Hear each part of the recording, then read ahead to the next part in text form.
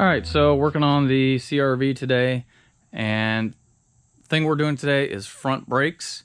I've got a pulse in the pedal. The rotors are warped, or one of them is warped on the front of the CRV. But it's just a good chance to talk a little bit about brakes. Not just how to do them, because they're not that hard, but some things to consider when you're looking at brakes for your CRV. Alright, so before I get started, we're going to talk a little bit about brakes and why it might not be a good idea just to run down to your local auto parts store and buy the cheapest replacement rotors and pads you can buy. So I went ahead and picked up a set of these brake motive brakes, and they're called Kinetic brakes. And the reason they're called Kinetic brakes is because they are slotted and drilled. I'll show you what they look like here. Normally you see brakes like this on performance cars and such. A lot of times they're definitely not this black color. But the slots, what they do is they help hot gases escape, give them a path to escape between the pads and the rotor. And then the holes, there's actually one hole per vane. If you look around, what that does is that lets heat get away from the rotor faster, lets it cool down faster, which helps prevent them being warped in the first place. So they're provided for optimal rotor cooling and durability. Provides superior strength as well. And like I said, it ensures that the hottest part of the rotor gets cooled fastest. Alright, so you may be wondering what is up with the black finish. Well, it is a zinc finish, and basically you can buy a lot of brakes. A lot of them will have like a painted surface to help prevent them from rusting. Obviously this part of the rotor itself will always rust once it's exposed to the brake pads. Nice thing about these brake rotors is that they are plated using electrochemical plating, and it's not susceptible to just being broken down underneath like rust under a painted surface. So along with those rotors, I've got a set of ceramic brake pads and just standard pads, but they are ceramic. The good thing about this kit here, I'll give you an example. So I do not get sponsored at all by anyone. Let me just make that clear right off the rip. The company that makes this did not give it to me. They're not sponsoring anything. So I paid for this with my own money. And I've used this company a lot, Brake Motive, because they have quick shipping and they have very reasonable prices for what you get. And I've had really good results. All of my vehicles have these pads and rotors on them. Not the black ones, but I think the black is just more of an aesthetic thing. But so for $71.49, I got this kit that does both front wheels on the CRV. And that is way, way, way less than you would pay if you went to the parts store and bought these parts. In fact, if you went to the parts store to buy these parts, you'd be probably spending around $150, and you wouldn't even be able to get these plated rotors like this. So keep that in mind. For the cheapest garbage you can buy at the parts store, $150. A lot of times brakes, it's something that comes up on you real quick. You don't really have time to plan for it. But as long as you have a couple days you can wait, I highly recommend getting a kit like this. Like I said, $71 with free shipping to the door. So now I'm going to go ahead and get started. First thing I'm going to do is jack up the front of the car, get it on some jack stands, and we'll get our wheels off and we can start removing the old brakes.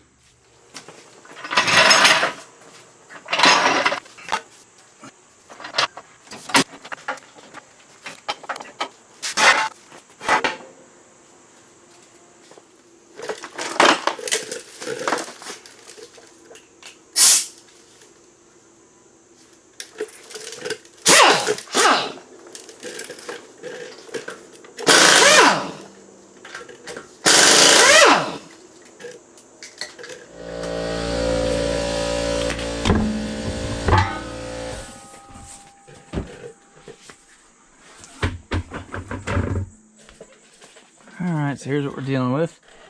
Our pad life actually looks pretty good. The rotors don't look too bad either, but unfortunately, usually when they're warped, you can't really see that.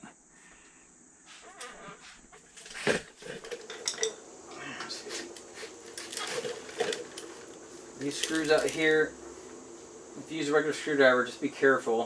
If they're seized in there, when you strip them out, you'll be in trouble. So you always want to put anti-seize back on these when you take them out. For ones, the best tool to use, it's a impact driver, and you set it on here like this and whack it with a hammer, and it turns these out easily. But these have anti-seize on them like they're supposed to.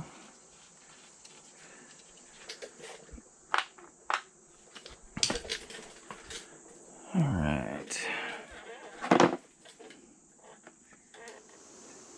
14mm socket. So start by taking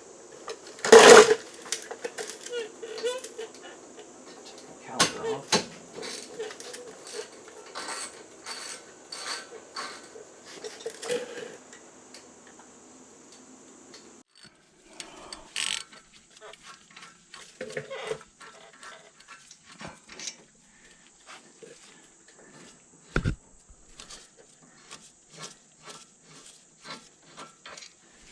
Alright, once we get our caliper bolts out, inspect them, make sure they look like they're alright. This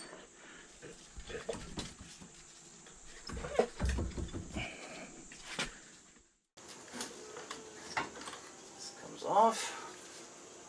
Carefully set that hair out of the way. The best thing to do is to hang it. Just make sure it doesn't fall, and you never want to let it hang by the hose. Alright, now we have to take off, since we're replacing the rotors as well. If you were just doing the pads, you've got everything off, but since we're doing the rotors, we're going to take the bracket off. Look on the back. You can see we've got bolts here.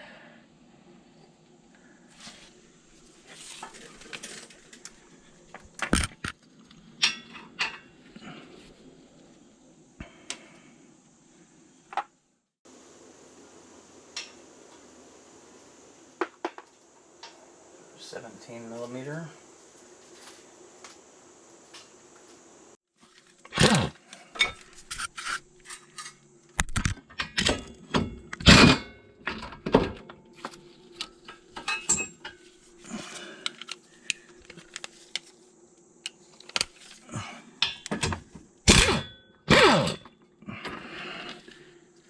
I should mention that having an impact gun really helps, but it is definitely not necessary. Alright. The first thing I like to do when I get this off is check and make sure your pins move freely. A lot of times problems with your brake system are caused by these not being lubricated correctly, but now's the time to lubricate them even if they do move freely.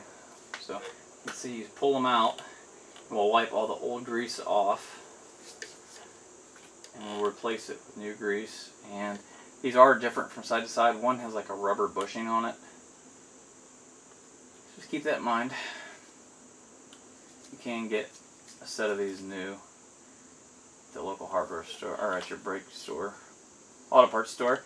So we can see we have a lot more wear on the inside, which seems to be the same thing that goes on the back and the rear of these cars. So you can't always tell the real condition of your brakes just by looking through the wheel at the outside, because a lot of times pads on the inside are wearing a lot quicker. So pad life it's still decent on these, but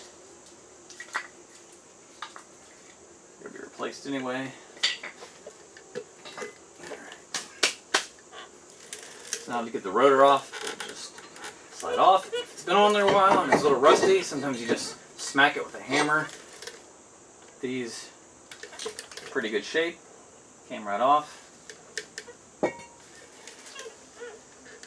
So you want to line it up so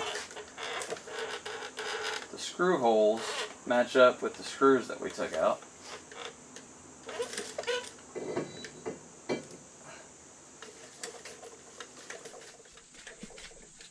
Probably gonna be like this here. Yes.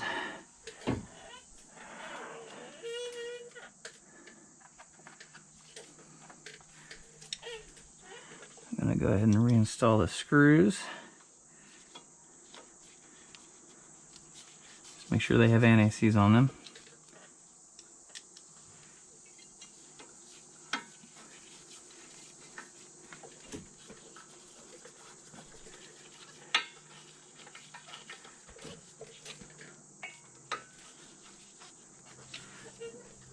A lot of cars don't have those. The screws are optional. It just kind of holds everything in place while you assemble it back together and keeps it from clunking around. Don't need to really be tight. Alright, now I'm going to go ahead and lubricate the slide pins, and then we'll compress the cylinder on our caliper. Alright, so I'm going to re-grease these.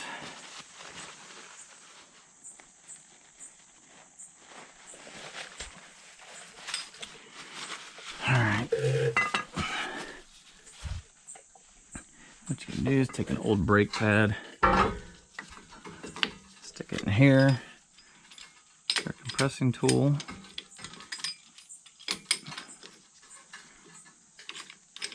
So I'll run this down. It's a good idea to take the cap off the master cylinder, watch the fluid level. Sometimes compressing these can make the fluid level overflow, so you don't have something in place to catch it. These should compress easily by hand. If not, you might have a problem with one of your calipers. So keep that in mind.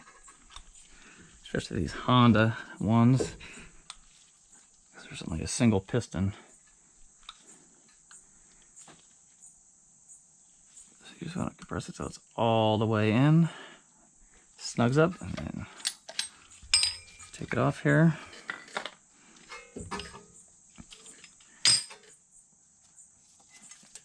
Alright, now we're ready to put some pads in.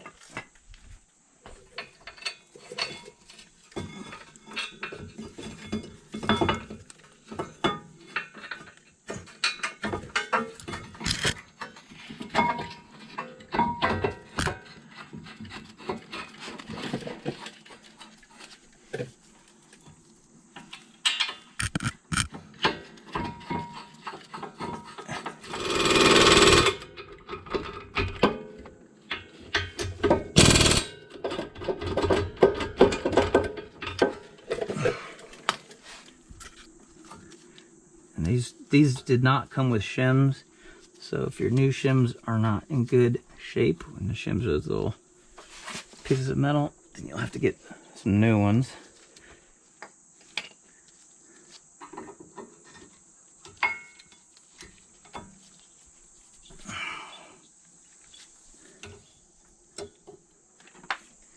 Get your bolt oriented correctly. The slide pin is kind of grooved or straight on one side, and it has to be lined up correctly with the caliper. Tighten these down. You don't want to crank the hell out of them. Just tight, and then very tight. I wouldn't use the impact to tighten them down.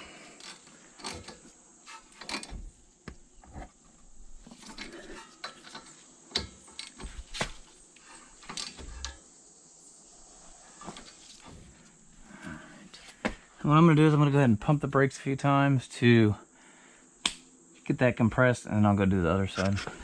I'm going to spray these off with a little bit of brake cleaner.